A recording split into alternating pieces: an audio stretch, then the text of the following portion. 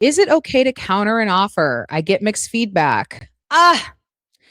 Let's talk about negotiation. Thank you for this question. Is it okay to counter an offer? Yes, it is. But you know what isn't okay? When you counter an offer from a misinformed place because you are looking for something, but you don't know how to self-advocate in the right way. And let me explain what that means, because I just did a video. I think that was my video yesterday. I just did a video on this. Is it okay to negotiate your salary, to counter offer 100%? And here is how you need to do it, in case you missed that video. The first thing you need to do is look up your market rate. All right. The reason why the market rate is important, and this is not just, I had somebody comment who said, well, is the market rate like from the Bureau of Labor Statistics, because they'll do the market rate of, no, you need to be really specific. Well, you can Google, use whatever search engine you want, or you can use AI if that's what you prefer. You're going to look up what the average salary is for your role in your industry, in your company size that you are applying to and have been from, and in your region or state. And if you don't live in the United States, you'll do your region. Okay. In the sub industry and in the specialty that you have. You need to get very specific, because here's what folks get wrong unintentionally when they are counter offering. There are a bunch of different factors that come into play when you are playing the numbers game in the interview process.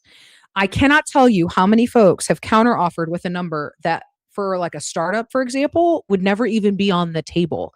But because they saw that an engineer at Google or Amazon is making $250K a year, they're asking that to a small startup of 10 people who they're still trying to be profitable. Like they don't have that cash, right? So the specificity of who you're negotiating with is really important, because how you negotiate and counteroffer to a company that has 10 people and has only been around for 2 years versus a legacy company that has 50,000 people that's been around for 40 is going to be a totally different strategy, and especially based off of the role itself too, the job description, everything. So get really specific about the market rate that is on average for that particular role in that particular company size and that market and so on. You get it. After you calculate that number, what you're going to do next is you're going to tabulate what I call your floor. This number makes a lot of folks that I work with uncomfortable because we don't like to admit it, but it's the truth. If you are in a job transition right now, unfortunately, what you might have been making before may not be the reality today. And this is coming from somebody who literally I've had multiple transition jobs that were not what I was making before. I've taken multiple up and downs. Okay. I'm not advising on something that I have not done myself and have still been successful. Okay. But the floor is quite literally your bills, like what you need to keep the lights on, what you need to keep food on the table, what you need to keep the water running. I mean, your base bills. And this is why I mentioned before about calling the bank and trying to get some runway with them, because they will work with you. A lot of people just don't call. They are avoidant. And this is the call coming from inside the house. But just call and say, like, this is my situation. Because if you can rearrange some other things and calculate that number, you might be like, okay, to keep the lights on, I really need X. And that number might be 40K, 30K, 20K, 100K. I don't know who honestly, in this economy, I know I said 20K. Someone's gonna be like, 20K in this economy. Don't grab me now. I'm just throwing numbers around. I'm just saying whatever that number actually is. I know somebody's gonna be like 20. I'm just kidding. But the point is, the number is just the bills. Then what you're gonna do, okay, is you're gonna calculate your base.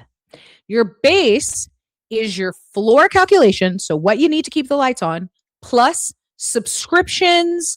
Maybe you travel once a year, your auxiliary bills, like your car, no other things, whatever you weren't able to get deferred, all that stuff. Okay. You're going to add that. And then on top of that, you're going to add another 10 grand.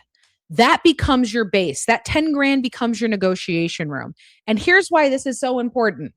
If you are accurately counter offering in the interview process and you're actively doing it against the market, before you even apply to a job, you're going to be able to see really quickly if they're hiring below market and whether or not you should, and not only hiring below market, but if they're hiring below your floor, you can't, it's counterintuitive to apply to that job.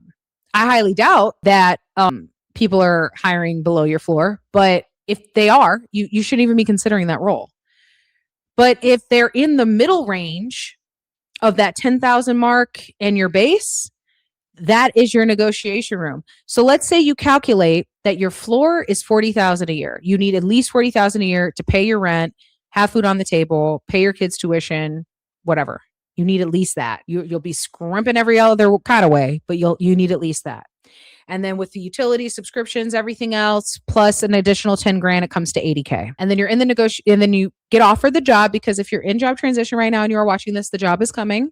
Let this be an affirmation. Before you go to bed tonight, wherever you're watching in the world, or if it's morning where you are, wherever you are, the job is coming.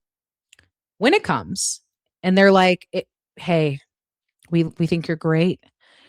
We know you said 80K, but the most we can do is 75. You have two choices. You either can go, well, dang, 75K is a lot better than 40, which is my floor. And also my basis is 70. So I'm actually getting more than what I had scoped. You may not need to negotiate at all, but I'm a huge advocate for self-advocacy. So if they're like, we can't do more than 75, you'd be like, well, hey, I really appreciate it. I'm excited to join the team. Always emphasize your excitement, that you're willing to be flexible, your negotiation. Like I've had a lot of candidates in the past who like gone straight hardball. Like, I can't do less than, it's, have it be a conversation, because ultimately, right, you're talking to future coworkers. So you could say, I hear this, and thank you so much for being transparent about what you can do. I am really trying to get closer to 80K. Is there any way we can do 78, 77? To them, extra couple $2,000. You just got your versus somebody else who has not been as informed as you are now, going in, oh, well, I mean, I can't do anything less than 110K. Just because they made 110K in their last company.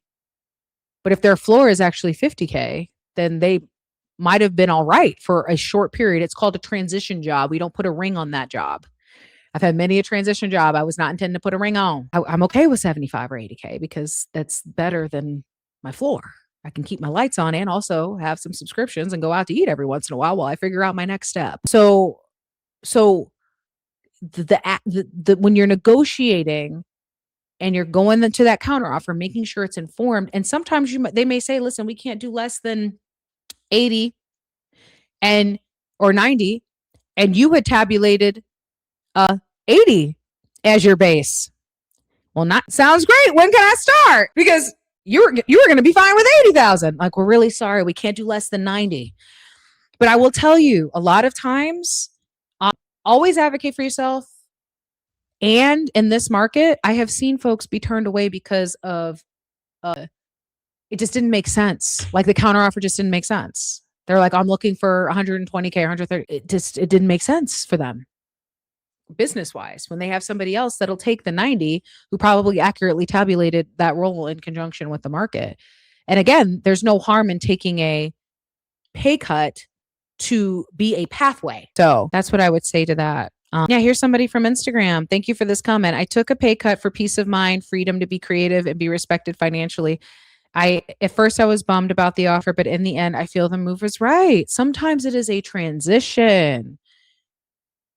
I have had some clients who have worked with me who are like, I'm not accepting anything less than this. And I'm like, why? Because this is what I made before. Okay. How long have you been searching? 12 months. Okay. Will you make that money again? Absolutely. Is that realistic right now? Maybe with what you're applying to and considering your runway. I don't know your financial situation, but you wouldn't be working with me if you're trying to get something to stick. And then I'm able to position them for a transition role based off of their base where they're still happy, but they can exhale and now think about that next move. So think about that as you're applying, because that's really important.